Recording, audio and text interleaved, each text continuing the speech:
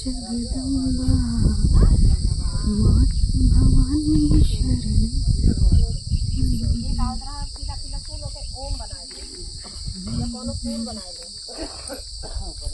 जितना देर दबाए रहो बस इंसान बन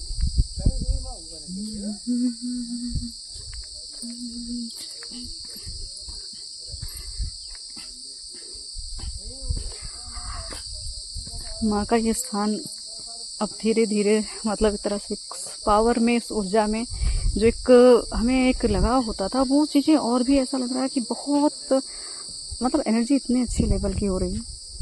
लोगों का काम भी होता जा रहा है। यहाँ पे काफ़ी कुछ बाधाएं आई थी मंदिर निर्माण में, लेकिन धीरे धीरे माँ ने सब एक तरह से सॉल्व की है। और रही बात काम, तो आप लोग देख ही रहे हैं, काम चल ही रहा है। बस सहयोग की आवश्यकता भी है। ऐसा लग रहा है कि चीज़ें है तो प्रगति तो चली ही रही है, क्योंकि शिवालय भी अपने तरीके से कुछ हद तक हो चुका है उसका भी काम। बाकी अभी मूर्ति स्थापना का मुहूर्त होगा और शिवालय में भी थोड़ा सा उसका छत्र पड़ना बाकी है। बाकी यहाँ का कार्य तो आप देख ही रहे हैं। तो जैसे ही आप सबको लगे तो मैं यही कहना चाहूँगी, थोड़ा सा अनुरोध है कि आप थोड़ा सा और सहयोग बढ़ाएंगे तो और भी अच्छे से कार्य और भी अच्छे रूप में हो सकता है।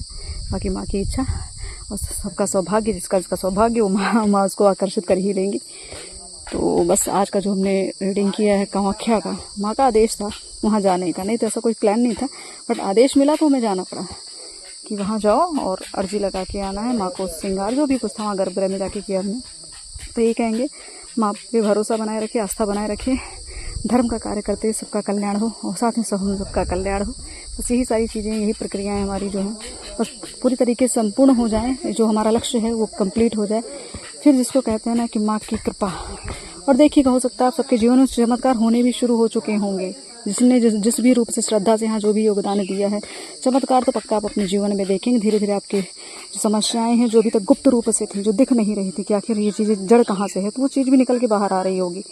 कि इंसान को जो अपनी बीमारी पता चल जाती है ना, तो इलाज भी आसान हो जाता है। तो वो चीज़ें आप सबको भी तो तकलीफ हो रही होगी, मैं समझ रही हूँ, क्योंकि बहुत सारी ऐसी चीज़ें हुई हैं लोगों के साथ, लेकिन सामने से वो चीज़ें दिख रही हैं कि अब इस पर टारगेट, मतलब एक तरह से हमें जब सच में जो समस्या पता चल जाती है तो समाधान के लिए बड़ी प्रक्रियाएं, बड़े रास्ते सब माँ खोल देती है। लेकिन पहले समस्या को सामने उभारती हैं, सरफेस पे आती हैं चीज़ें, तभी समझ पाएंगे हमारे साथ क्या घटना को गुप्त रूप से घट रही थी। तो ये समझ लीजिए, कृपा है माँ की, श्रद्धा बनाए रखे, आगे बढ़ते चले। बस जय माँ काली, जय माँ।